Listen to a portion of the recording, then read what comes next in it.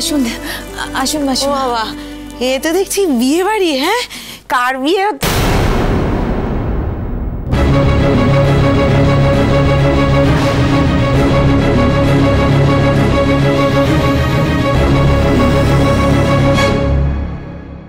নীলু, হ্যাঁ, এই বিয়ে বাড়িতে তুই এরকম বরের সাথে কেন? তুই বর? আরেক ঝামেলা শুরু হয়ে গেল। একটু বোঝাও ওনাকে যে কি কাণ্ড হয়েছিল এখানে। হ্যাঁ, দাঁড়াও।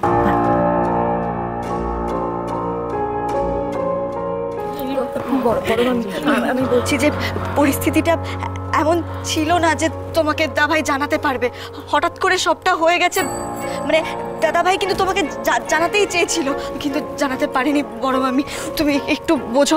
দেখো, জন্ম মৃত্যু বিয়ে 3 বিধাতা নিয়ে, এটা তো তুমি জানো। বলো কি এমন পরিস্থিতি হয়েছিল? কথা, হ্যাঁ, কি এমন পরিস্থিতি হয়েছিল যে? শুনুন, আমি কর্তামশাইয়ের পরে এই বাড়িতে সবার চেয়ে বড়। হ্যাঁ, আমি আপনাকে বুঝিয়ে বলছি। বিশেষ কারণে আপনার ছেলে নীলাদ্রির সাথে আমার নাতনির বিয়েটা দিতে হয়েছে, না হলে আমার নাতনি লগ্নভ্রষ্ট হয়ে যেত। হ্যাঁ দিদি, মা একদম ঠিক কথা বলছেন। আজকে নীলাদ্রি না থাকলে আমি জানি সব আমার মেয়ের দোষ। না না, দোষ দোষ দোষ বলবেন না।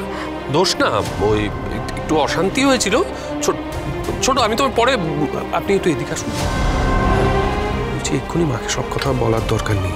পুরনো ধাতের মানুষ তো, কিনে বলতে কি হয়ে যাবে। আমি পরে মাকে সবকিছু বুঝিয়ে বলবো।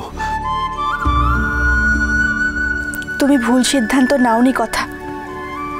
এরকম একটা হীরের টুকরো ছেলের মর্ম আমার মেয়েটা বুঝলে হয়।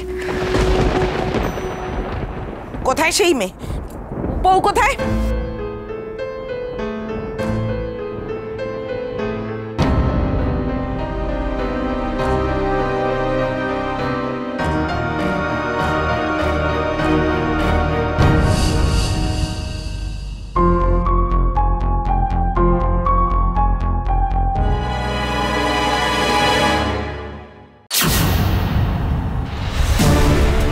কি একটা মেয়েকে জুটিয়ে দিয়েছে আমার ছেলে নীলুর ঘাড়ে, কে জানে।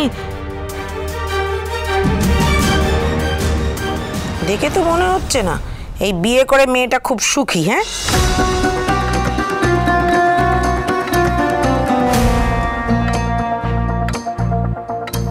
নীলু, তোকেও কি ওরা এরকম জোর করে বিয়ে দিয়েছে? না, বল বল।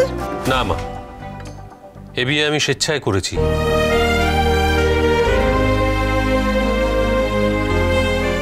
না হলে ওনার জীবনটা নষ্ট হয়ে যেত।